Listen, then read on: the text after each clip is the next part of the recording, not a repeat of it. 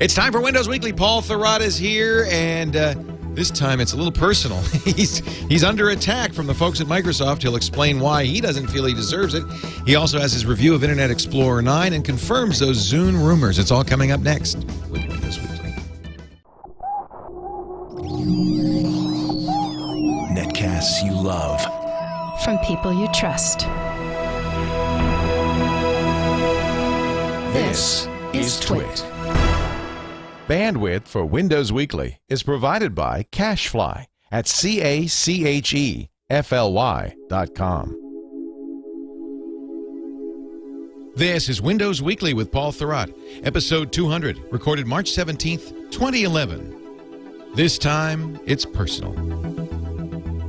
Windows Weekly is brought to you by Go to Assist Express.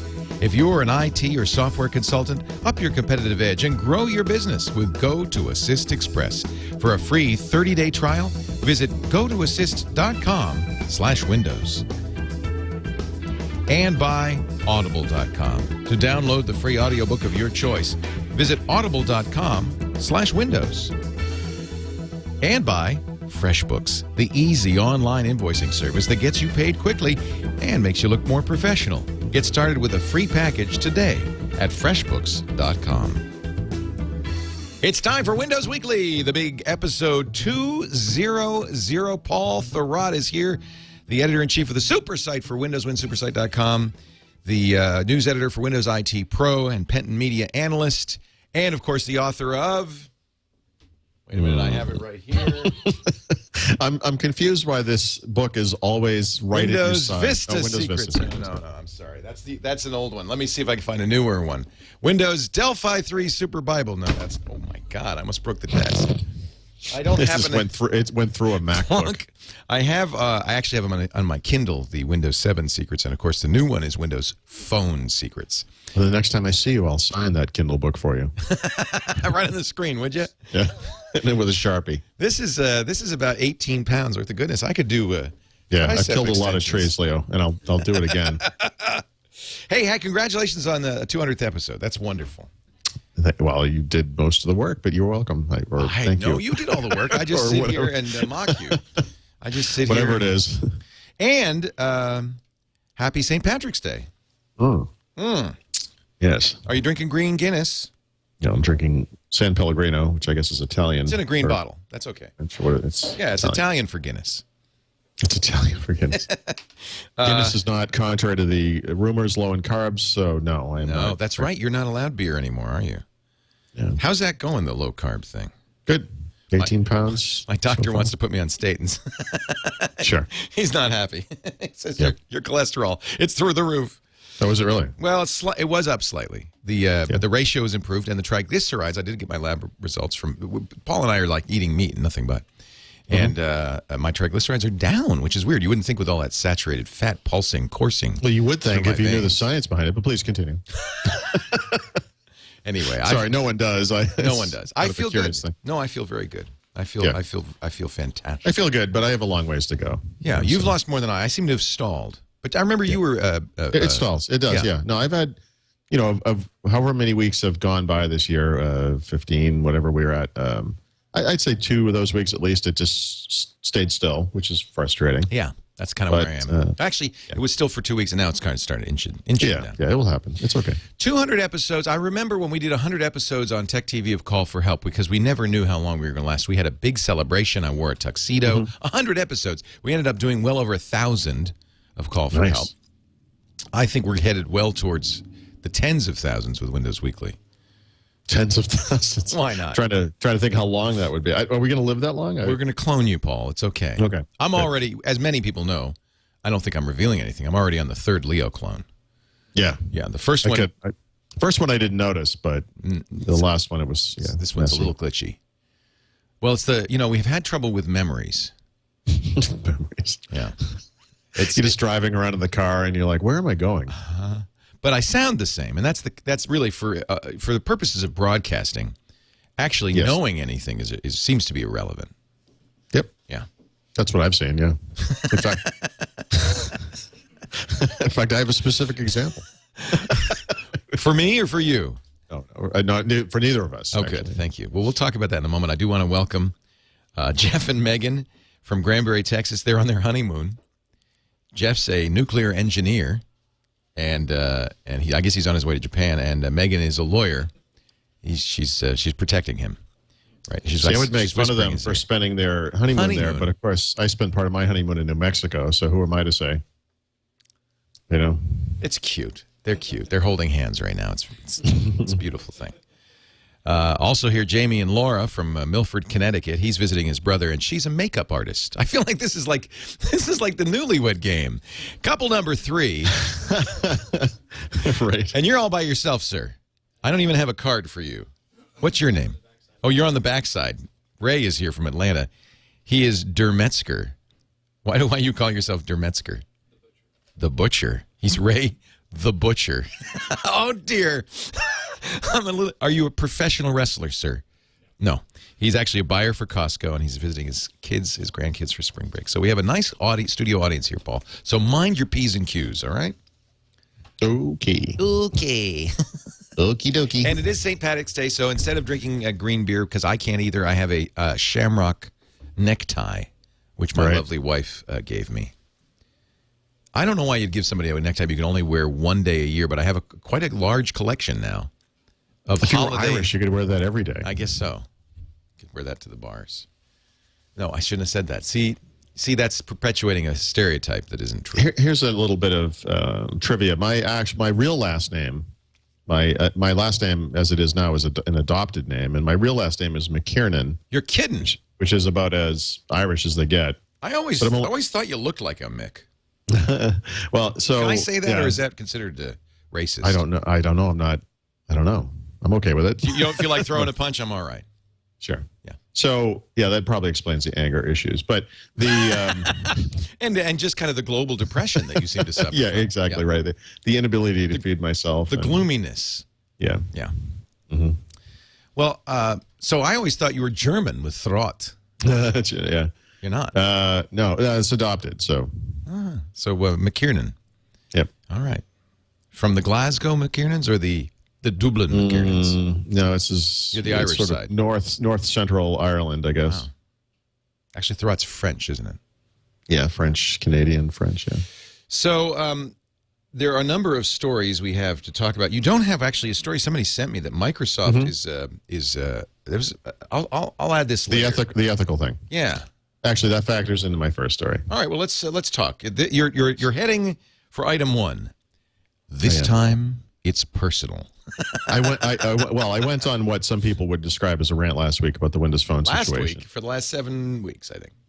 Yeah, I'm not really keeping count, but okay, fair enough. I am. So, unfortunately, after that happened, there was a recording of the official Windows Phone podcast where they brought on some guys from Microsoft, who then, without mentioning my name, pretty much defamed me for about 20 straight minutes. Really? Oh no, it's pretty bad. Wow. And I just want to state for the record that aside from the personal aspect of this, because one of those guys is actually someone I consider to be a friend. Oh dear. The basic gist of what they were trying to say is that the reporting that's been going on out there about whether carriers can block the updates and so forth is incorrect. We never said that, et cetera, et cetera. And they have in fact said that publicly many times. My reporting on this is in fact correct.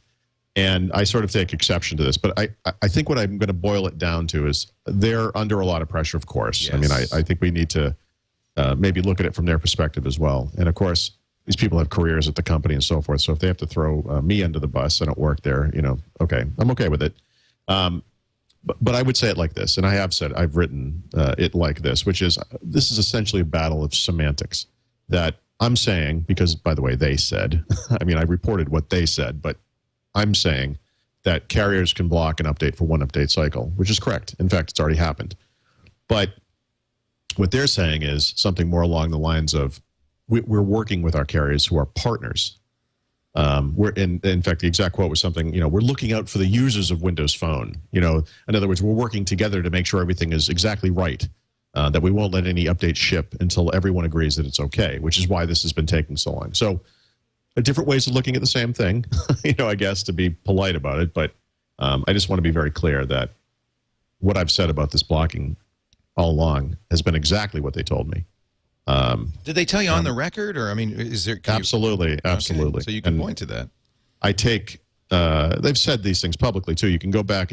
Listen, they're very careful to work around the word blocking, but if you read their blog post trying to explain what happened, and you look at what they write about the carriers, they very clearly say, carriers can do this and have. They don't say have done this. We know they can do this. They always do it. It's not just Microsoft. Everybody. I guess so. Well, look at Samsung. The Samsung Android phones weren't updated. Some of them still are not updated, even though they were updated in Europe. They weren't updated here because of obviously not because of Samsung, because of the carriers. Well, look, I at that reviewers workshop that I keep mentioning, I said point blank to these people, you don't understand. Carriers are evil. They don't care about their customers. What they care about is selling you a new phone. Right. There were representatives of the carriers, one of the carriers at least, in the room at the time, and it was a little uncomfortable. But the truth, for them, I couldn't care less. I speak the truth. I'm sorry. These people are not out to help you in any way, shape, or form. They're just not. They never have been, and they've proven through this experience that they still aren't. Well, let me say one thing in their defense. Yes. The world has changed out from underneath them because, when we were talking feature phones, there weren't updates, or they weren't significant updates, so they don't. It has, but it hasn't, right? So I mean, they've benefited from it. Well, the iPhone obviously changed everything, other than that the iPhone didn't change anything except for itself, apparently, because no one else is following this model. Right. I mean, there, as so many people have pointed out to me, I think when you look at my arguments about what's going on with Windows Phone, you basically fall into one of two camps. Well, I guess one of three camps. You could not care at all, I suppose. But of the people who care, most of the feedback I've gotten has been, thank you for speaking up. We're very frustrated about this as well. Microsoft needs to help their customers, yada, yada, yada. And then there's this small group of people who say, you're a whiner, you're complaining, what's your problem? Android is just like this. They have fragmentation. I couldn't care less about Android. What I'm talking about is Windows Phone. And what I'm also talking about is when you have to look at the whole world. What have other platforms gotten right? And in this case, the iPhone got the software update thing right. And how you couldn't follow that model in a post-iPhone world, to me, is unclear. And I just don't understand it, and nor do I agree with it. So I'm on your side, but again, I'll just pose the other side of the argument, which was that Apple was able to strong-arm AT&T with the strength of the iPhone and get them to do something that no carrier had ever done before. And yes, in 2006, 7. So I mean, that was the time frame for the negotiations. Right. Every carrier turned down Apple until they got to Singular at the time, which became AT&T Wireless. That's true. Verizon didn't want to deal with it. Yep. Because they do things a certain way. Yep. Carriers are evil. They don't want to give up control. Yes, they are. I'm sorry. They're just evil. And to say otherwise is just absolutely clueless. These companies do not care about you at all. So, you need to look out for yourself. I mean, look, if Windows Phone had shipped on day one in a complete, non-buggy and feature-complete state, we wouldn't be having this conversation. The reason this is an issue is because there's so much work that needs to be done. And I feel very strongly that in this first year, Microsoft needs to be moving much more quickly, communicating much more effectively, i.e. at all, about what they're doing, and explaining to customers what their plans are, whatever they may be, to update this thing over time. So this is just a fundamental disagreement, whatever. Can I ask a question that's somewhat akin to waving a red flag in front of a bull that's standing in front of a china shop that has lots of Dresden dolls in it? Yep. Is that update really that important? I mean, really, the two things we've talked about so far are cut and paste and sorting better in the marketplace. No, Leo, listen, this is going to be the biggest. No, this is not about the update. This is about updating in general. My point is, this update's going to be a non-event. We're going to be excited about this for 15 minutes. Okay. When it happens, it's going to be the biggest thing in the world for 15 minutes. There's nothing. I mean, listen, yes, I would like to have better marketplace search. Yes, I would like to have faster application launching. Cut and paste, whatever. I mean, I'm glad to have it. I don't care either way. But, and then we're done. That's the whole discussion about this update. So that's not the issue. Okay.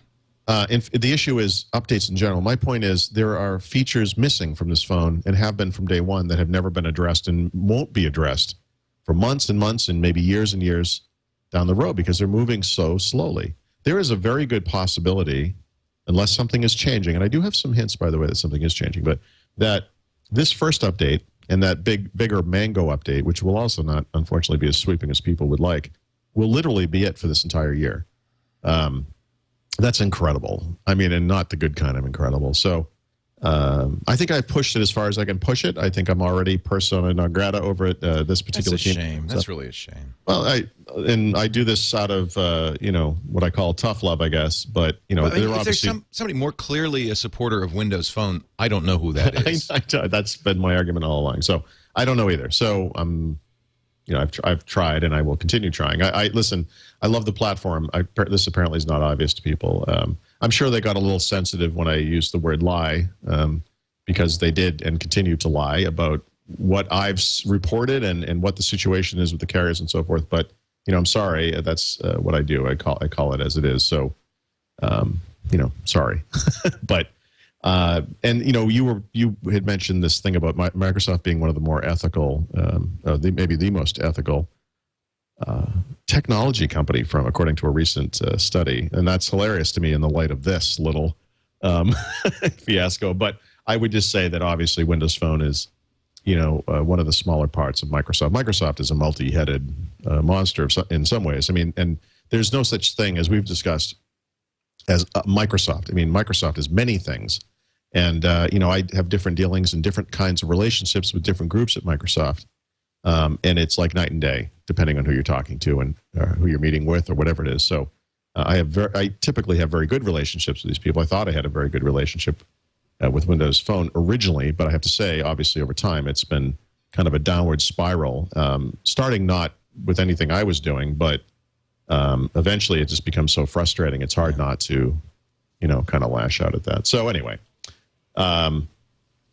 this update, like you said, it's not a big deal. It will happen eventually. It will happen this month, hopefully, like they said. And when it does, neat. But, again, my big thing is we need to monthly, maybe quarterly at the least. I mean, to me, it just seems like there's a minimum that needs to be happening to improve the platform. And we're way below that. I mean, it's not even close. Yeah, I mean, I think what you're saying, and you've said it before, and I'll just reiterate, is that it's pretty. We're in late stage smartphone territory here, and Microsoft doesn't have time to mess around. Right. I mentioned I had relationship advice for these people earlier. My wife and I have an interesting kind of relationship. I may have told you this story last year because this is when this happened. But my wife and I don't celebrate Valentine's Day. We've been married for 20 some odd years, so. Yeah. We go out a lot. We go to eat. We go out together. We travel, and we don't really feel like we need a special day. But last year, as a goof, my wife mentioned casually that she'd bought me a card for Valentine's Day, and this confused me because I'm a guy. I actually questioned 19 years of experience immediately because I'm thinking I thought we didn't do this. I mean, I immediately just forgot. It was your first Valentine's card from her? Yeah, so it was bothering me. Yeah, and I asked her about it, and she said, had a guilty conscience. You're thinking, Well, I'm thinking, did I completely misunderstand what was happening here? Did she really want this all along? Right. So I said, "Did you really buy me a card?" She said, "Yeah." And I said, "Where is it?" And she said, "It's upstairs on the bed." Oh boy. And so I went up, and there was a card there. Yeah. And I'm like, "You got to be kidding me!" And so I came downstairs, and I said, "I'm sorry. I thought we didn't do this. I didn't, we've never given cards to each other, have we?" And she says, "I thought it was the least I could do." But she was just messing with me. Do you see how evil this woman is? So I think I'm in love. Yeah, I know, she's perfect. That's great. This morning, I'm reading the newspaper. My wife is walking out of the It's the kitchen. least I could do. Yeah, and she stops and she picks up her phone, which is a Droid. Yeah. And she goes, "Ooh, I have a software update." Oh, And that's then, harsh. Because she knows what's going on. Oh, that's of harsh. course. So I looked up at her, and there was a moment of silence because I literally had no idea how to respond to this. And then she says, "Jealous?" No, I envy you. Evil. That's She's awesome. Evil. That's so fantastic. Oh, I have a software update. I just saw that myself. That's great. Yeah. Mm-hmm. Yeah. It's a pretty old phone. This is the old Nexus 1, but looks like they've just updated it to 2.3.3, the latest version. That's nice. They push those along all the time. It's great. You'd always get nice new features, speeds up things. Mm-hmm. Bug fixes, too? Bug fixes, yeah. I really enjoy that. Oh, look at that. Isn't that sweet? Yeah. Just What's that like? Push that right down. That is mean. Actually, I do have a story I want to ask you about in just a second. Yes. I don't know if you've been following this, but Microsoft is pushing a bill in the state of Washington that allows them to sue businesses not only to sue businesses that use pirated software, but businesses that use pirated software. Wow. Okay, In other words, I've not heard this. If you say manufacture products in China, where of course Windows is widely pirated, you could be liable if you sell those products in Washington State. You know what product is made in China and sold in the United States? I'm trying to think. Actually, it's not what you think. I know you're saying the iPhone. Every Apple product, but what else? Yeah, and also, by the way, the Zune. And the Zune. And I would imagine most Windows phones, but... I would bet Foxconn, which makes most of this stuff, is probably pretty careful about not pirating Windows. Yeah, no, I'm sure. Brad Smith says, we think this is about fairness. This message is simple. The time is right for American companies to send a message to their supply chain that they should stop stealing American technology. Does Brad have a stuffed up nose? It's as simple as that. The bill gives them, he sounds like Poindexter. The bill gives them ample time to do that in a practical and reasonable way. Meanwhile, Amazon, Cisco, Comcast, and pretty much every other manufacturer who works in Walmart, the Washington State Retail Association are all saying, Apple, what? What? So the real responsibility.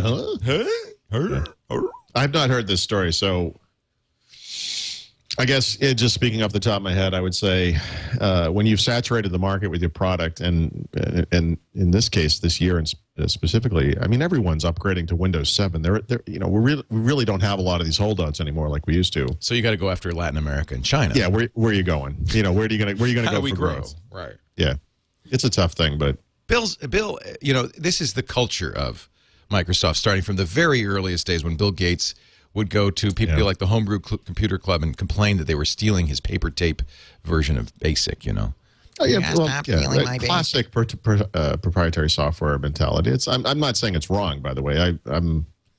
Piracy is wrong, but I mean, it's very difficult if you are buying a product from a company in China or Latin America, if they manufacture something for you, what are you supposed to survey all of their computers and make sure they're not using pirated copies of software? How are you going to do that? So when I see copies of my own writing on the web, not on my website, that's disturbing. When I see a blog linking to one of those stories at one of those other sites, it's bothersome. It's never occurred to me to sue those people. Whereas, and not that I've sued anyone else either, but we have my company does have a legal department and whatnot. So anyone who's directly violating that stuff, you would go after. Go after the pirates, but this is not really the people. I mean, did you read the story on that site? Oh, you owe me some money. Right. I mean, that's a little crazy. You read my pirated story? How dare you? Well, here's the good news. This only affects companies that make more than $50 million. So TWiT is okay. We can continue to do business with the pirates in China. Oh, wait a minute. We don't. Right. I mean, I wouldn't know, but gosh, we work with a lot of partners. I don't know if they're using pirated. How am I supposed to know if they're using pirated copies of Windows? Why would this even cross your mind? It didn't until this. This is crazy. Crazy. Next, Microsoft's going to sue anybody using IE6. They should. They should. Actually, thank you, Ray. Someone should sue them for still having it in the market. But yeah, really. All right, let's take a break. We're going to happier topics to come, including I want you to tell us about IE9. I installed it right away and I'm impressed, but I'd like to get your take on that in just a second. First, I want to tell you and everyone else a little bit about one of my favorite tools for support, remote support. Go to Assist Express. If you're in the IT business, if you're a software consultant, if you support people, sometimes even if you just support family and friends, a tool like this can make such a difference. The idea of not having to go on the phone, okay, click the start menu, okay, go to control panels, okay, no, control, yeah, okay. And now in the system control, no, you don't want to do that. That's painful. And imagine doing that with more than one person at a time. That's just impossible. That's why the pros use Go to Assist Express. Is what I use. It's fantastic. It's from Citrix. You can do 8 sessions at the same time. Now, why would you want to do that? Well, because frequently you're running an install or a scan on one machine. You don't want to sit there watching the hourglass. You just go to the next machine and the next machine. You can do unattended support if your client allows you to, and that's great. You don't have to wait till they're in the office. And best of all, your clients don't have to have it installed. You have it installed. You send them a link. 30 seconds later, you're fixing their machine. It is just fantastic. They have most of the people use monthly subscriptions. There is a day pass for people who only do this occasionally. Find out about it by going to gotoassist.com/Windows. GOTOassist.com/Windows. And of course, it's completely cross-platform. So, like all the Citrix products, Mac or PC, doesn't matter. You can even share your screen with your support your clients, so they can see what it's supposed to look like. And you can say, "Does it look like this?" Yeah, that's it. Okay. Integrated live chat. You can chat with them as you go along. You can copy files from your computer there. So if you've got a fix or malware bytes or something, just copy it right over. You get a complete assay of what software is running on their machine, including versions of the operating system, programs, security software, etc. GoToAssist.com/Windows. Please use that special URL so that Paul, we just like to put a little smile. We like to turn that frown upside down. Just if you go to GoToAssist.com/Windows, he goes from this to this. See how much happier he is? Kind of scary, actually. Go to Assist. Like a rat or something there. What was that? Go top of the morning to you, Paul. May the road glide under your feet as you walk down the path of life, or whatever that is. Go to assist.com/Windows. All right. Actually, it would be Windows. Windows? Yeah, don't type Winders. I don't think it works. Windows. It might be someone. I don't. Who says Winders? I think actually, I think that might be Dick DiBartolo in his Brooklyn accent. So IE9 came out. Actually, I think it was kind of at South by Southwest. I mean, they certainly announced it at South by. It was, yeah. Installed it immediately. I had the release candidate, and it, now that's on one machine. Does it upgrade automatically? I can't remember. Or do I need will to? Eventually. It will never upgrade just on you. I mean, you'll have to go okay it, but you can go into the About box and trigger it. Okay. So if I have release candidate or a beta candidate, I could just upgrade. I think the RC certainly. I'm not sure about the beta. Yeah. Cool. In fact, this is the first version of IE, I think, where it's possible. It's not always available, but it's possible you can do an upgrade without rebooting the computer. Which is actually kind of interesting. You have to shut everything down to make it work, but it does work. That's kind of interesting. That's one of the interesting things about installing IE is you find out how many things use IE. You pretty much have to close everything. This one goes pretty quick. I have to say, it's not like the other ones. It seems less involved. They have a do not track in it?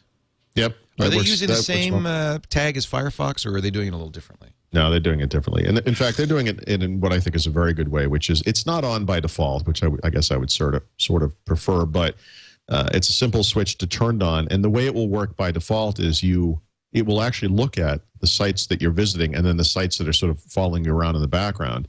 And if you just enable it, it will automatically turn off that stuff based on what you've been doing, which is a really neat feature. So going forward, when certain sites meet that criteria, a certain number of hops past where you were actually on the site or a certain number of hops away from the site that you're on and so forth, it will just block that stuff automatically.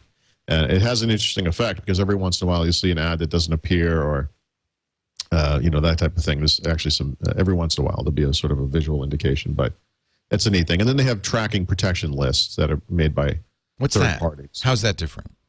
This sort of basically blacklists. That are created, manually. Someone has created these lists. So these are sites that will track you and don't go there, or yeah, they're known to track. So they're just in a list, and now once you've installed that list into your browser, but doesn't everybody track you? Well, that's what they're blocking. So you wouldn't really be able to go on the net now. No, it's. Really, doesn't everybody? No. If you're, in other words, you're visiting the Wall Street Journal as a typical example of this that tracks a lot. Yep. If you're directly visiting the Wall Street Journal, you have a certain number of hops away from that site before the tracking goes away. But there are these ads and things that they have in there that are created by third parties. They also are trying to track you in many cases. So this turns off third party. This prevents all that stuff. Got it. Depending, based on its behavior, basically. But you could say, I don't want double-click networks to track me. That's much, truthfully, having the journal track you within the site, that's fine. I don't have a problem with that. What I have is cross-site tracking, so that everybody who's a double-click client now knows all the sites I've visited and can aggregate information. Say I gave this site a credit card number, this site my address. They can now put that double-click, maybe could put that all together with the help of their partner sites. That's something I'd like to stop. Yeah, so when I look at my own browser, it's interesting the stuff that it's blocking. Bing.com is blocked in here, and teletext. Tweet meme is one that IntelliText is everywhere. Dig, Facebook. Dig is blocked. See, this is okay. Yeah. This is what I'm saying. Okay, Facebook is blocked. So really, But it doesn't mean you can't visit the site. I mean, it just stops the tracking. Yeah. Okay. It's funny as you go down the list. I mean, the ones that have that go out like a huge number over a huge number of sites, like GoogleSyndication.com. DoubleClick is one of the worst ones. Sure. Twitter, oddly enough, Facebook is in there. Google Analytics, ScorecardSearch.com. Well, Google Analytics is used by a lot of sites, including my sites, to measure traffic. So that means my sites are then blocked as well. Could be, yeah. Oh, look, you just refocused. Do that again. Wait, what did I do? When you were lifted up to scratch your butt, the camera. Want to be clear, wasn't scratching my butt. It was a scratch, not a pick. The camera said, "Oh, Paul is moving," and it kind of you got back in focus. Briefly. Oh, now you're. Oh, see, it's pumping. Look at that. You got to turn whatever that is off. Because you know what's focused on now is that poster that says "We're fighting back." Right. It likes that. Let's not work on this. Oh, I know what it is. It's face recognition. See all those faces behind you? It says there's more faces behind Paul. Paul doesn't really look like a human, so let's focus on the poster. Okay, I'm buying that. He looks like a giant thumb with hair. So let's focus the poster. I'm just teasing you. I'm sorry. We don't have to. We don't have to mess around. I'm just in a mood. I'm sorry. Now I'm curious. Like I don't see face. There must be a thing in here somewhere. Something's doing something because it seems to be. Reset all camera controls. Yeah, I'll look at this later. It's one of those. It's that Microsoft Life Cam, isn't it? Ooh. HD. See? Look. Oh! Oh my God! Just stay that way. I love it. Windows Phone did what? Anyway. For those of you listening at home, that was funny. Go back and watch the video. Scroll ahead. That's pretty funny. Somebody knows where the setting is. I don't know what to say. In the chat room. I'll get it. I just don't. Yeah. I get. We'll figure it out. After the show, we'll mess with it. I know you got to go, so we don't want to waste a lot of time here. So let's keep going.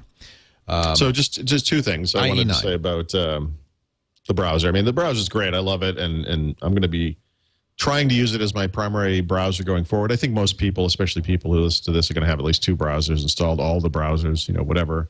I think it's right up there. I think the performance is excellent. The site compatibility so far has been mostly excellent. Oddly enough, some of the Google sites I'm having some font issues on and things like that. But for the most part, I think it's very good. Like I said, performance and all that. Tracking protection is interesting. There's a feature called ActiveX filtering, which will basically just disable all ActiveX controls, which sounds like a good thing, except you need to understand that certain features you use all the time are, in fact, implemented as ActiveX controls inside of the browser, including Flash. So, turning off ActiveX as a matter of course sounds like a great idea, but what happens is Flash stops working. And if you follow the instructions on the screen, it tells you to go reinstall Flash, and you do so, and then, of course, Flash doesn't work when you're done. And so the trick to getting around that, let me see if I can bring up a site that has it. Like, for example, on your live feed of the TWiT stuff, you're using Flash to display that video. So if you've enabled ActiveX filtering, there'll be a little blue circle with a line through it up in the address bar, the one box as they call it now, and that's for the content filtering. And you can click that and select to turn off ActiveX filtering. It doesn't turn off the ActiveX filtering for the whole browser. It only turns it off for the site, which means that this is a site-by-site feature, not a ActiveX control by ActiveX control feature, which I suppose makes sense. But in my case, I would prefer just to be able to enable Flash across all sites because I just use it. But unfortunately, for a little while, what you're going to have to do is manually enable it on a site-by-site basis. So that's one way to do it. And then there's no other, like I said, there's no other UI that I'm aware of that will let you modify that. But that is the solution for that problem. The other issue is... And that's a security setting, basically. That's like no script. Yeah. It's turning off... turning it off right across the board. So you have to kind of okay it. That's what no script does. It defaults to no JavaScript, and then you say, this page is safe, this page is safe. And I think that's... I think that's okay. I mean, I'm just saying, it seems like there should be a UI where you say, I'm okay with this control. Although I suppose certain ActiveX controls could be used maliciously. I'm not sure, but I'm sure there's a reason for that. The other issue I would just bring up is 32-bit versus 64-bit. As of today, I would imagine most Windows 7 installs are probably 64-bit, but there are, of course, both 32 and 64-bit versions of Windows out there.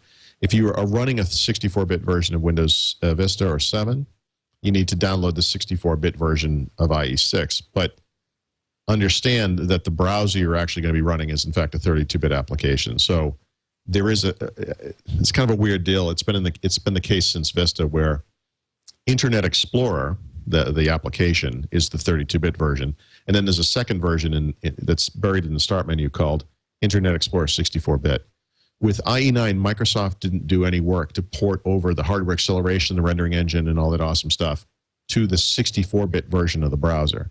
So when you run IE9 in Windows Vista or 7 on a 64-bit OS, just like you would with IE8 or 7, you're actually running the 32-bit version of the app. Now, but that's a plug-in limitation, not a browser limitation. Right. The reason they did it that way, the reason they didn't even worry about the 64-bit version of the app this time was that no one created basically any update, any add-ons for it. So, for example, Flash is not available in a 64-bit version because of that lack of support, and because of everyone uses 32-bit. That's what they focused on. Just understand that when you go to the site, though, you have, unless it auto chooses it for you, if you go to manually download it, you want the 64-bit version if you're running the 64-bit version of the OS. That's what I installed. Good. All right. Yeah. Just so you know what's happening. And it'll step down automatically, so you don't have to, because you used to have to do that. It installs both, but then you're really running the 32-bit app. Right. Yeah. So Lou MM, who works at Microsoft, tells me to pass along to you that there is a configuration file. It's called a .cdf file that you can edit that will enable all sites by adding star to it. So that's what it's referring to for the ActiveX blocking. All right. So I mentioned there wasn't an obvious interface. It's not obvious, but you can do it. Yeah. So and that's something that they may want to do. Corporations that are rolling out IE9 would want to do something. Exactly. I think that's why that exists. I think that the default is correct, actually. I think that's an aggressive default. It's the safer choice. I think so, yeah. It's a surprising default because it's one that people are going to complain about. The default is it's not enabled. So actually, I see. So in the case of both ActiveX filtering and tracking protection, you have to go and take a couple of clicks and turn the thing on. Got it. But then it's aggressive if you turn it on. Yeah. Which, I'm okay with. It was just confusing at first. Right.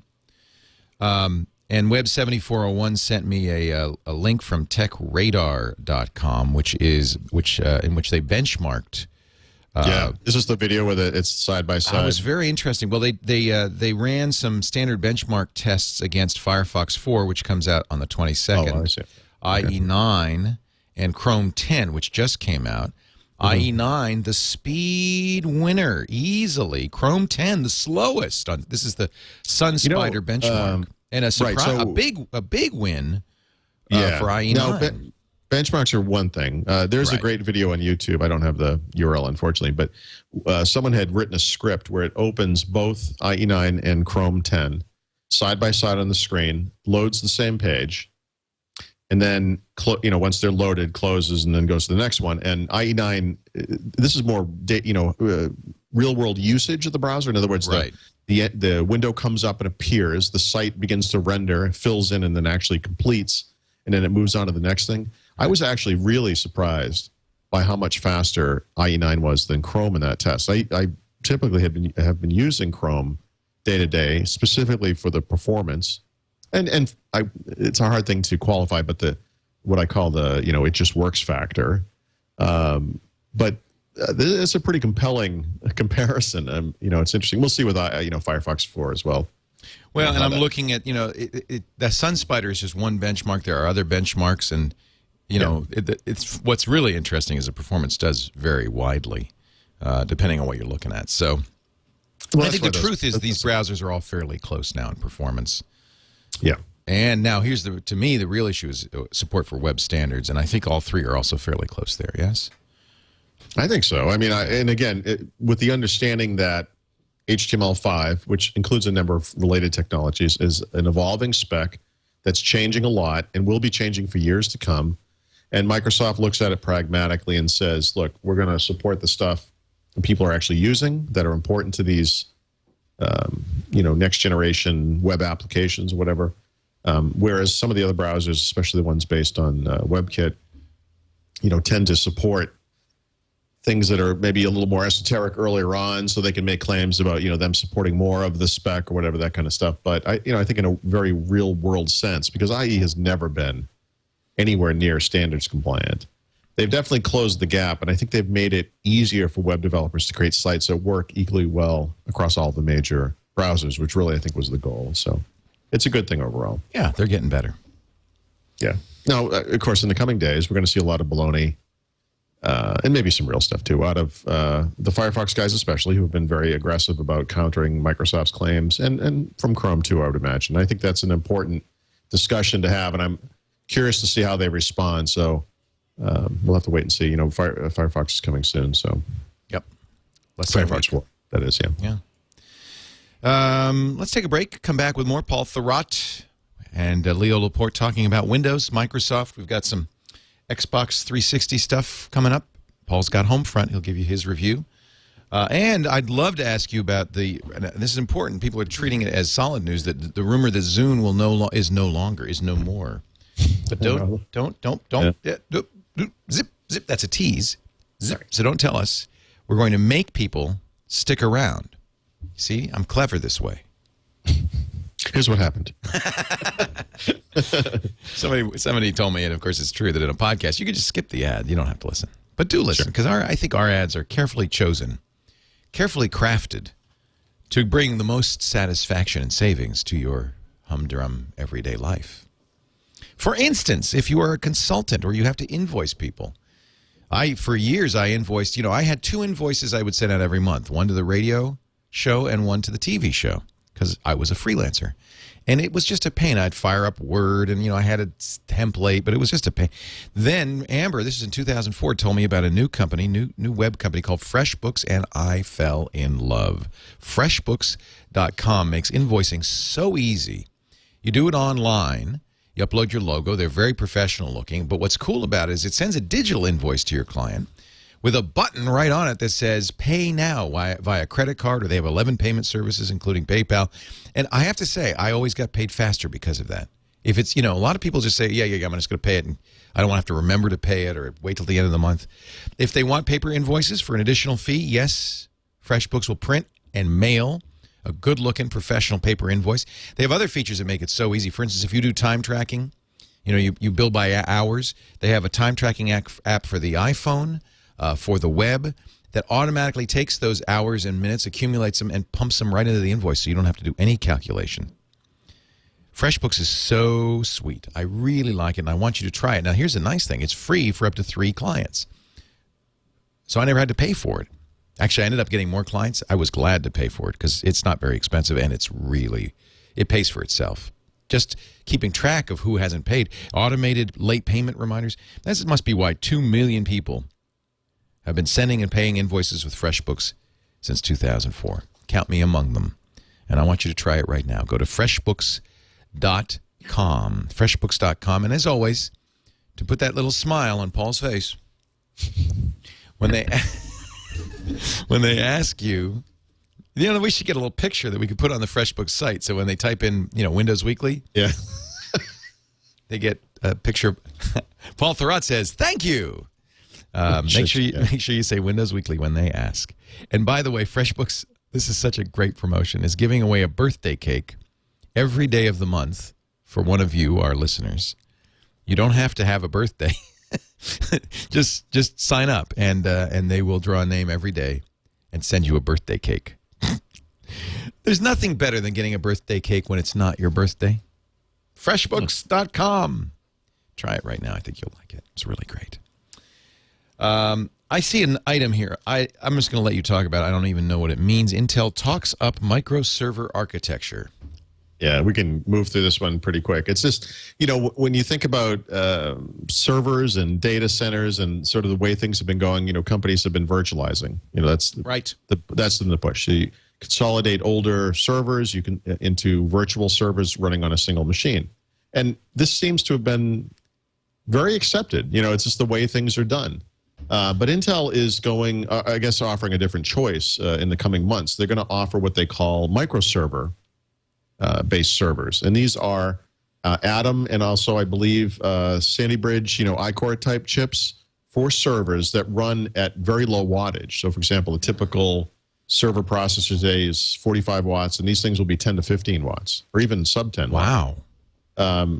So you could, it's sort of going back to the way things were before, in the sense that you would have more processors and or servers, physical processors and or servers, instead of fewer but bigger servers running environments virtually. So why would you want to do this instead of virtualization? And it's sort of a theoretical thing at this point, but one of the biggest cloud computing companies in the world, Facebook, is behind this, and they are going to use this. They've already announced their intention to deploy this stuff themselves. And their argument is they want, for their kind of scale, this is what they want. They don't want virtualization. They think that's a dead end. They think it's lock-in. That what they want is a bunch of things that are identical, that they can, one goes down, it's, and you put another one up and they're all identical and nobody cares. It's no big deal. And to them, this is the better way to do it. Now, most companies are not like Facebook, right? So if you are using Google is. Google does the same exact thing. They don't do virtualization. Yeah. They just have lots of little low-power servers. Yeah, so it will be some months before these things come out, but I am kind of curious about this because it's funny when the industry goes down a certain path. We've all kind of locked in around this one way of doing things, and now all of a sudden here's this second way. And right. I think on the face of things, it seems to make as much sense, and for certain situations. So, well, that's the thing. It's very situation specific, obviously. Yeah. Just kind of an interesting thing. I could picture having a MicroServer or Homefront, sure, kind of thing, or whatever. Sure. I mean, I think there actually is a business for that, but they're generally not Intel processors.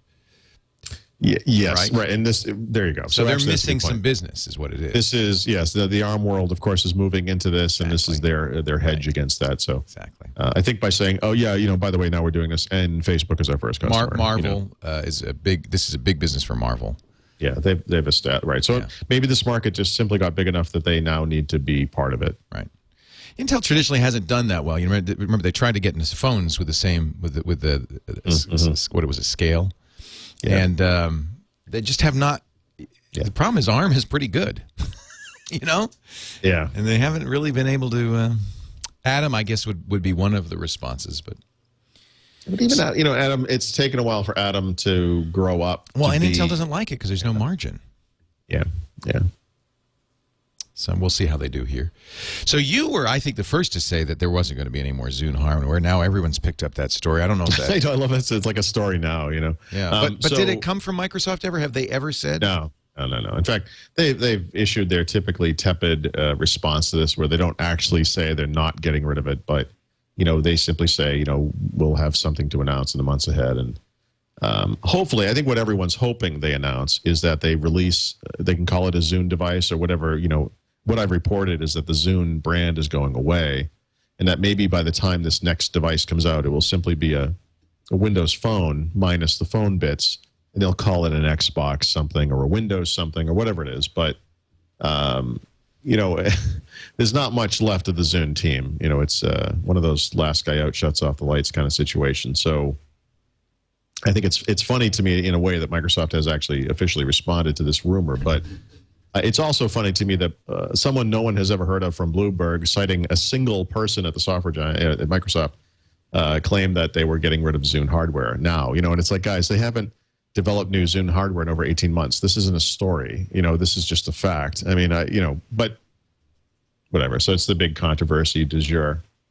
I don't think we're ever going to see anything. I personally, this is an opinion, but I don't think we're ever going to see a Zune device again. I think we're done with that. Not too Zune either. I'm sorry? Never mind. Okay. Homefront, you had it. We couldn't talk about it last week. You had it in early. Now it's out. I love the idea. Is it kind of a remake, a game version of Red Dawn? It's the same idea. The same author. I believe the script was written by the guy who wrote Red Dawn, if I'm not mistaken. No, I think you're right, because it's very reminiscent. It is the same idea. It's one of those alternate history things that I really enjoy. It's a disturbing story. It takes place in the future, say 15 or 16 years in the future. And it involves Korea getting its act together and eventually taking over a bunch of Asia and then attacking and occupying much of the United States. Wow. And that when you wake up in the beginning of the story, you're a freedom fighter essentially, or a rebel, and you fight your way from Colorado to the end game in San Francisco. And the story is great and it's fascinating. If you are familiar with Half-Life 2, it's actually very similar to that, except there are no aliens. It's Koreans instead of aliens, but it's the same kind of murky, futuristic society, where it's a military lockdown and all that stuff. So it's okay. It's the game itself, as far as the playability goes, it's very much like the Call of Duty games. The controller scheme is identical, which I love, and the single player game is pretty short. But I think that is that good or bad? I kind of like short because then I have a chance to see the end. I was really surprised how quick it ended. Actually, it was, see, you're a gamer. Days, that's why. 2 days of playing and it was over. So, that's 2 months for me. Yeah. I think the thing that sets this game apart, though, is the multiplayer, and it's despite the fact that it is a Call of Duty style, shooter kind of thing. And it has some of the Call of Duty game types. It's got a completely different feel, and there's a lot of vehicle action where you can ride in different vehicles, including tanks and Humvees and little, killer cart things with guns on them, and the planes and all that kind of stuff. The maps are really big, so it has a different vibe. And it's Call of Duty is you run out, you kill, you get killed, you run out, you kill, it's very frenetic. And this game, you die, and then you start a mile over there. And you've got this huge game map to deal with, and it's more of a strategy thing, and it's more of a slow-moving kind of a vibe. And I think for certain people who are turned off by the Call of Duty stuff, this is actually going to be kind of refreshing in a way. And the maps are all excellent. I mean, I'd love to have these games or these maps in a Call of Duty style game personally, but I do like the Call of Duty stuff. So to me, you're prejudiced. Yeah, I think so. But it's okay. I mean, I the one thing I give these guys credit for, because the other games that are sort of like this have never gotten this right, which are the games like Battlefield and Medal of Honor that came out last year. They're all good games, but the feel of the game is so different from Call of Duty. It's hard to move back and forth between the two because you feel like you're floating or something. It's just got a different, weird feel. And the one thing these guys got right was it feels like Call of Duty. So you can instantly play, and it's a very familiar thing, and I think that's smart because it's going to help people make that transition or whatever. So I guess it's good. It's not great, but it's good. And if Call of Duty is too much, and believe me, Call of Duty can be too much, which it is for me. You even warned me. You said don't play Call of Duty. It's too much for you. Is I think the words you used. This one I think would be more acceptable. Easier to get. I like BioShock because I like the story. I like the fact that it wasn't that hard. I can kind of play through it and enjoy the story. That's kind of my kind of game. I didn't play the second one, and I will. I've been meaning to do that. It's just a derivative. It's not so different. Yeah, that's okay. I like the world. I do. A very realistically rendered world. I thought that was a neat thing. The first BioShock was funny to me because it had a very specific vibe. And then you get to the end where you battle that guy, and then it just turns into a typical shooter. You're just like it's like an end boss from like Duke Nukem or something. It was very funny how that kind of. I didn't actually like that because it was too much like it. Exactly as you say. It was like, well, I liked it because of me. It was like I'm like I got to get through this. I got to get through this. Like, oh, here we go. It's for you. Yeah, finally you got something you could do. This guy. Yeah. So I think Homefront might be good for me. I'll have to take. I think so too. It sounds atmospheric and interesting. I like the story. Yeah, the story is great. So if you love that kind of thing, it's that's good stuff. So. You waited in line, eh? I did. Nothing. I love Apple, Leo. You know that. You were smart to wait in line because they don't have any anymore. I had a beautiful moment in line, too, where there were these teenagers behind us. And, of course, they're saying hi to everybody because it's at one of those outdoor malls. So guys or girls or whatever walking by across the street and, hey, Bob, they're all saying hi to each other. At one point, this group of girls went by and they were talking to him. And she said, what are you waiting in line for? And he said, we're getting the new iPad. And she said, that's so cool. And then he said, what did she say? And I turned around and I said, she said you were a tool. It's just like waiting for my chance to use this phrase. You were a subversive. Which I have to say got a good laugh in the line. You were sabotage in the line. You crossed over. So what do you think? Well, I like it a lot, actually. I mean, they didn't fix the screen, which to me is still a good-looking screen. It's not higher res, but it's no, I don't care about high res. I mean, you want I would have paid. Listen, no, I wanted glare free is what I wanted. Yeah. I Well, would've you paid can for buy. You can buy. I used to have a glare coating, and I took it off because I like. I don't. They don't work well. No. So if you have an iPad, getting an iPad 2 is silly. I agree. It's just. I agree. The camera's by the not way, good enough. It's not much better that way. The camera's ridiculously bad, but there may be games and other apps down the road that prove this wrong. But as of right, because of the graphics and so forth. And listen, that's great. And you're saying it doesn't feel that much faster. I had the same reaction. No, and by the way, it doesn't even feel that much lighter. I think there's this element of you want to believe. Right? Like it is thinner. Even you. No, you want to believe, right? It's 33% lighter, or whatever the figure is. There's a pony in here somewhere. No, it's not. It's the same. I put them in my wife's hand. It is thinner. It's not lighter. It's thinner. It is thinner. Yeah. It's actually too thin. It feels better when you hold it, but it's listen. Over time, it's the same problem. It still weighs basically the same. So right. It's the weight that you want to cut, and you can't. Yeah, you can't. You just can't. And the problem with the thinness is you can't. The cable doesn't go in easily. The earphones just like on the iPod. Yeah. Yeah, so it's too thin. Like an angle thing, and you keep pushing it, and it goes under it instead of into the hole. It's not good. I'd rather it was thicker, and I could jack in easier. Yeah, on the other hand, I do think that there are some games now, and there will be many more soon that will take advantage of this. I do too. Yeah, all developers need to get a handle on this, and we're going to see iPad 2 specific games or. There already are some. But important ones where you say, okay, look, this is the Real Racing the 2 just came out, and they say we are optimized for the new GPU and the new core. Yeah, so I'll have to. We'll see. I have it somewhere. I have to try it. If you don't have one, if you don't already have an iPad, I think this is no-brainer. It's not a bad time to do it. And most people won't have my concerns about the screen and all that kind of stuff. So it's a beautiful looking device. It is thinner and lighter and all that sort of. And the covers are cool, even though it's not a. It's a great demo. I have listen. I have no dexterity, whatever. You try to roll that thing up. I pull it off every freaking time. It crashes down, and you're like freaking time. And then you try to do the snap back on, and it's always it's upside down, it's backwards. Snap. It doesn't. Sure.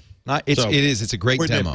I'm just. But when you look out over what's going to be happening with tablets this year, I don't see it. Before, last fall, I was all about don't buy one of these at Christmas. Right. Wait until the second one comes out. Now my attitude is, you can buy one now. Just go for it. This is it. You're in agreement with Andy Ihnatko, interestingly enough, who said, I know. I don't see anything coming out this year that will compete. So it's and we know don't believe the rumors iPad 3's out in the fall. It really isn't. It's going to be a year. So Apple is very methodical. Yeah. I had thought that they would have updated the first one earlier than they did, but now that they've done this, and now you see kind of how tepid is a mean word, but evolutionary it is. Yeah. This is how they do things. So this is the way it's going to be. Small incremental improvements, just enough. Yeah. To make you want it, but not enough. I think it would be a foolish waste of money unless you have other upgrade needs. Like, in other words, if you had an iPad with 16 gigs, and you're like, look, I've been using this thing for a year. It's not enough space, and I want 32. Right. Like, okay. But we're still talking about a significant amount of money. I mean, a Wi-Fi based 32 gig iPad is like $700, or I think is it? Or although if you have an old iPad, you can get on Gazelle, you can get $300 or $400 depending on its condition. So you can, if you sell the old one, it's still a pretty good market for the old ones. You can offset it, but I'm with you. It's not so much better that I guess what I say is if you have an iPad 1, don't feel bad. That you're fine. Yeah, some people maybe think they need a camera for some reason or whatever. But it's not a good camera. It's not a good camera. It's really kind of really horrible. Yeah. Yeah. It's the iPod Touch camera. Yeah. So there you go. I like that they made an HDMI dongle, just like I was asking for. That's pretty cool. That's a cool thing. That works great. Yeah. And I think that speaks to a future where there's going to be more integration between the iPad and the Apple TV, and I'm sure Apple's going to get into TVs and all that stuff. And we talked last week, but I think really the big wild card right now is WebOS and what HP, which is really throwing a lot of weight behind WebOS, including putting it on all their systems. That ecosystem could go somewhere. That's a kind of a wild card right now. I guess so. I don't have a lot of hope for that. I'd like to think they can compete, but the important part of the ecosystem to other people, I think, is the content, the apps, the media, and then the intangible stuff. Hardware accessories and all that stuff. Apple's lead, I think, is insurmountable. I just don't see anything coming. All right, we're going to take a break, come back with our Windows 7 app of the week, our Windows Phone 7 app of the week, and a new feature that Paul will introduce to the world. We'll talk about it. We'll talk about possibly having a new feature. Okay, we will ask for your vote on a new feature. Before we do that, though, I would very much like to talk about Audible.com. We haven't had them on in a couple of shows, and golly, I know you have a bunch of good recommendations for Audible books. Audible, for those who don't know, is a great resource for people who don't have time to read but still love books. Audible.com, that's the place to go right now to take a look at well over, I think it's 80,000, well over 75,000 great books, radio shows, comedy performances, speeches, and more. So many wonderful, wonderful titles on here.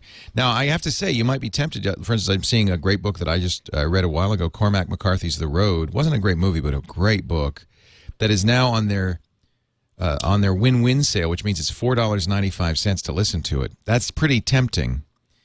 But I think in the long run, a subscription is the way to go. And we're talking about the gold account. Here's look. I can give you better than $4.95. How about free? Go to audible.com/windows. You'll be signing up for the gold account. Your first month is free. You get 1 credit, which is, for in most cases, a full book. There are a few books that are really long that are more than 1 credit. And you can cancel at any time, and the book's yours to keep forever. So it's essentially free. This offer good in the U.S. and Canada, by the way, but Audible is worldwide, and so you should certainly check out Audible in your country. Now, Paul, you've got a recommendation for a book that I completely agree with. We've been talking about when I grew up right in the middle, I think of, or maybe right at the end of the golden age of science fiction. From the 1950s and Isaac Asimov through the 70s and 80s with Niven and Pournelle and all that. Awesome. Just awesome stuff. It was a great time to grow up. I'd help people who grew up on Twilight or whatever today. But oh, jeez. By the way, they have Twilight. They have Twilight as well. But so this is a classic, I believe, from the mid 1980s from Niven and Pournelle, and it's one as a teenager, I read again and again. And I'm traveling tonight, and I've got 2 things to read. One is in Kindle form, which is the new Mark Russinovich book. Oh, I didn't know he had a book. A book, first novel. It's supposed to be great. Oh, that's right. It's a novel. That's right. Yeah. Right. First novel, I should say. He has several books. And then the second one, though, is this. I'm going to go back and do this again, which is Footfall from Larry Niven and Jerry Pournelle. And on the face of things, it's a very, I guess the 2 things I'd say about it. It's a first contact story, right? So there are hundreds and hundreds, thousands of those kind of stories. I'll give away part of the plot and say it doesn't go well, and it also is. It's an interesting, it's sort of like 2010 was, especially the movie version, sort of a commentary on the times of the 1980s, right? When we were in the middle of the Cold War, and it was all about the Soviet Union versus the United States, and there's that kind of stuff factors into the story as well. So this is an absolute classic and just a no-brainer. Definitely a great piece of science fiction. They've been slowly getting all the Niven Pournelle books on there. This is the newest. Is it real? Oh, it is. Okay, so yeah. that's good to know. Well, they added it last June, but I mean, they haven't got all of them yet. I see the Moat in God's Eye. We had recommended earlier. That's an awesome one. Lucifer's Hammer. Yeah, there's a lot of Inferno. This is part of their Audible Frontiers series, where Audible actually, because a lot of these science fiction books, especially in this era, they weren't making enough money to record audio versions. There wasn't a market. They're certainly not going to go back and do it. So Audible says they're real fans of sci-fi. So their Audible Frontiers program is putting a ton of great classic science fiction on audio for you. You download it. It plays back on iPods, Zune, Kindle, almost any device. And a great way to catch up with your sci-fi reading, or perhaps if you missed some of these great classics, read them for the first time. And I envy you if you are. Audible.com/Windows. Get your first book free. This could be 24 hours of really great sci-fi from 2 of the best masters of the game. Audible.com/Windows. We thank them for their support and invite you to try it. I think if you listen to podcasts, you're a natural for Audible.com. Jerry Pournelle, of course, you have on TWiT, I think, pretty frequently, and I had the pleasure and honor of meeting the guy. He's a character. My hero. And his son, too, is a great guy. Yep. Alex. And, I see them at industry conferences, and I have a lot of good stories. We don't have time for any of them right now, but just a great guy and a true legend in the field. And I know, his partnership with Larry Niven is an amazing story in its own right. And yeah, they're still. I think they're still working together. That's what's interesting. Yeah. Cornell essentially does. I guess you'd almost call it tech support for Larry Niven. It's actually it's an interesting dynamic. I love Jerry. We had a little scare because he had cancer, and he licked it, and he's back, and he's feistier than ever. And in fact, that reminds me, it's time to get him back on TWiT. Yeah. So let's get our Windows 7 app of the week. Okay, so quickly, one of the problems with IE9 is that it doesn't ship with any spell checkers. So the first of these I've not actually tested in IE9 yet. I just haven't had time, but there's a long-time solution called IE7 Pro. It hasn't been updated since last year, I don't believe, so that's what I'm not positive about. But I believe it does actually work in IE9. That will do many things for the browser, but one of the things it adds is spell checking. So, for example, if I were to use Chrome or IE to do a blog post or whatever, anytime you're typing in text, Chrome has this built-in spell checking and IE doesn't. So it's one of the things you're going to want. I got an email from Sterling today who mentioned a new one or a newer one called Specky, specIE.com. And this also, I guess this one isn't necessarily as full-featured as the IE7 Pro stuff, but it does add spell checking. And I really do feel like this is an important feature that needs to be in there. So this is free. Yeah. Wow. That's cool. Yeah. So either one of those, I'm gonna play with the IE7 Pro stuff over the weekend and make sure that that is IE9 compatible. But I think either of those, assuming the first is compatible, should do the job. And our Windows Phone 7 app. So not too much to say here. It's Huffington Post, which is a great news app. It's as is becoming a theme with these picks. It's something that's been around for a while in other forums. Obviously, they have a website and so forth, but brought over to Windows Phone, utilizing a very nice Windows Phone UI. Very simple for what it is. Basically, just a couple of columns. They've got front page, and then there's a sections column, and from there you can dive into the various parts of the site. So Huffington Post is famous, or maybe even infamous for different reasons, but I actually think they've got some great writing on there, and it's something to check out. It is one of the mobile news apps that I use. The others being AP Mobile, which I've already picked, and there's a third-party New York Times app that I use that I don't believe I've used as a pick. I'm kind of hoping that the New York Times. I'm surprised they haven't done that themselves. Yeah, they have a great app for the iPad and also for the iPhone. For Android, too. Yeah, no. It's really good. So I'm hoping they come along, which is the only reason I haven't picked the other one yet. But those are three good ones. Finally, what is this new feature that you'd like to do? So it's actually, maybe I should have worded this as features. So I have this idea. We had switched the Windows 7. We had done Windows 7 tips for a long time. We kind of exceeded the amount. We kind of beat that one to death. And then I did I did Internet Explorer 9 features for a little while because there were a bunch of new features in IE9. So we did that last year. And it occurred to me that maybe there could be kind of a round robin thing with the tips where you went, from maybe cycle through different topics. So instead of having be a very specific, it would just be tip of the week, I guess, and it could involve things like, Windows Live, Internet Explorer, or other browsers, things like that. And that's something I'd like. That's one thing. I mean, I'm just curious what people think about that. Just maybe having a general tip of the week that could be about whatever topic instead of having it be Windows 7 specific or whatever. So just make it general. All right, I think that's a good idea. More long lasting. The other one would be, I got this email. It was actually kind of an antagonistic little thing. It was like, Windows Phone has obviously failed the market, so I don't know why you're bothering to do this Windows 7 app. I don't know if that's the case. I don't know if I that's know, but so, I did not respond in this way to him, but my response, in my head was along the lines of, well, the reason I talk about this stuff is because I know that most people don't have this stuff, and in some ways that's the point of doing a review, is to inform people about stuff they don't know about. But okay, fair enough. So I can tell you what I won't be doing is an Android or an iPhone, pick of the week. That's never going to happen. This is I hope not. We have shows for that, Paul. You don't need. Fair enough. Yeah. And this is a Microsoft-oriented podcast. Yes. So one thing I would be open to doing is picking or discussing mobile apps on a regular basis, regardless of platform, that integrated in some important way with Microsoft products, especially Windows. So for example, if there was a remote app, I'm actually making this up off the top of my head. I'm sure these things exist, but maybe there's a remote app, say for the iPhone or whatever, that controls Windows Media Center or Media Player, that kind of thing, or an Android app that did something similar or whatever. So a remote access app. So you could do a remote desktop using Microsoft's remote desktop from an Android phone or an iPhone or an iPad. I think that stuff would be interesting and relevant to this podcast. So those are the two ideas. And we do these app picks, and I think that's fine. I can keep doing that.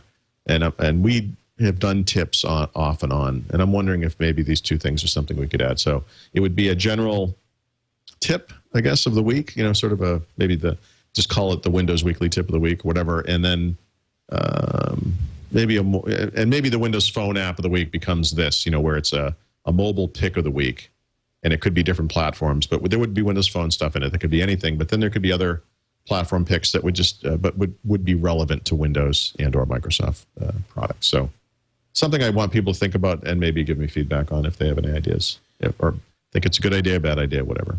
I'm sure we think it's an excellent idea. And how would they get a hold of you? They can't. So what I want you to do and is that's the best way to let Paul know is just shut up. No, it's just think hard. He'll read your mind. No, you should email me, obviously. My email address is thurrott@gmail.com. Thurrott being spelled M-C-K-I-E-R. No, is Thurrott at gmail.com. Very good. There's his email address. Email him and let him know what you think. God knows others have. Yes, please. I don't get enough. I don't get enough of that. So. Hey, a quick reminder. We have a photo show which is going to start its regular taping this Tuesday. We'll be doing it every Tuesday at 1 p.m. Pacific, 4 p.m. Eastern Time at live.twit.tv. It's called Mostly Photo, me and Lisa Bettany, and the best photographers in the world. And we're also doing photo walks. So I want to remind you, if you can just go to mostlyphotoadventures.com. We've got a website for it, mostlyphotoadventures.com. And our first photo walk with Lisa Bettany and a photographer to be named later is coming up in about 9 days on Saturday, March 26th. We're having our first photo walk. It's in San Francisco, brought to you by the 100% reinvented 2011 Ford Explorer, downtown at the Ferry Building, which is a great place. They've got the farmers market down there. It's going to be a really photogenic place. If you don't have to have a fancy camera, you could even bring a camera phone. It starts at 2 p.m. Please, family and friends, fans of the show, join Lisa. She will be kind of instructing, and everybody will be taking great pictures. Come rain or shine, and we need you to RSVP so we know how many people are coming. Just go to mostlyphotoadventures.com. Saturday, March 26th, Ferry Building at Market and the Embarcadero in San Francisco. We're going to do another one in Vegas is coming up. And I think I'm not sure where our third site is, but we're going to do, and I won't be at this one because I'm on the air, but I will be at future ones. And we do thank Ford and the new 2011 Ford Explorer for their support of Mostly Photo, our exciting new photo show. Still in beta, but it's coming out of beta soon. Paul Thurrott is at the SuperSite for Windows, winsupersite.com. He's also the editor-in-chief of Windows IT Pro and the author of the great new Windows Phone Secrets. You must pick up a copy today at better bookstores everywhere and, of course, online at Amazon. Is it on the Kindle? It is. Yeah, the last book, Windows 7 Secrets, was so thick and heavy, I just put it on the Kindle. It's great. I have it with me all the time. I love it. I even can read it on my iPad. Assuming we do a Windows 8 book, and that's the plan, I can tell you that we're going to be starting over, and it will be not that big. I want to correct myself. Friday, we're recording Mostly Photo. What time Friday? I'm sorry, for Windows Weekly. Next week, we're recording Windows Weekly on Friday. I want to correct myself in the correction. It's incorrect, so let me correct the correction and say, Paul, you and I will see each other next Friday at, what, 9 o'clock? 9 a.m. Pacific, 12 noon your time. I know that's early. I'm going to be in rare form. You're off for where are you going? You're off to a flight France, right now. Toulouse, France. You're going to France? Yep. Are you an alien? How often do you go to France? Not that Lots. much. You're a big. You like to travel, don't you? I have friends in France. I'm I visiting. thought so. Visiting. So off to Toulouse. Well, that's great. We'll have a great week in Toulouse, and we'll talk to you the day you get back, which is this coming Friday, the 25th. Sounds good. Thanks, Paul. And thank you all for joining us. We'll see you next time. This week.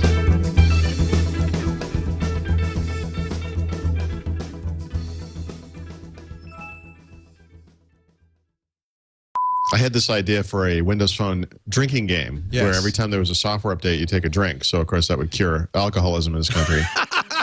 Has there been an update yet? So what is your heart out on this one? When do you need to get out of here? 3 o'clock my time, so noon your time. Oh, my God. Okay, it's going to be the 1 hour, 7-minute Windows Weekly. Here we go. I have your notes. I'm recording. Life is good. I am short and tilted. Listen, we can't fix the physical problems.